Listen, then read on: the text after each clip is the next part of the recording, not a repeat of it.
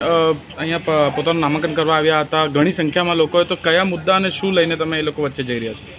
સૌપ્રથમ તો તમારા માધ્યમથી દમણ દીવવાસીઓનો આભાર વ્યક્ત કરું અને ખાસ કરી બહેનોનો, ઘણી સંખ્યા, મોટી સંખ્યામાં જેઓ આજે હાજર હતા અને ગામે ગામેથી આવ્યા હતા અને સ્વયંભૂ આવ્યા હતા. મેં કોઈને બોલાવવા માંગતો નહીં હતો કે જે રીતે ભયનો માહોલ પેદા કર્યો છે, તો હું બી ચાહતો નથી કે કોઈને પ્રોબ્લેમ થાય, એટલે કોઈને બોલાવ્યા નહીં. પણ સ્વયંભૂ જે રીતે આવ્યા એ જોઈને મને એવું લાગ્યું કે ખરેખર દિલથી આવ્યા છે અને કોંગ્રેસ પાર્ટીની જીત નિશ્ચિત છે.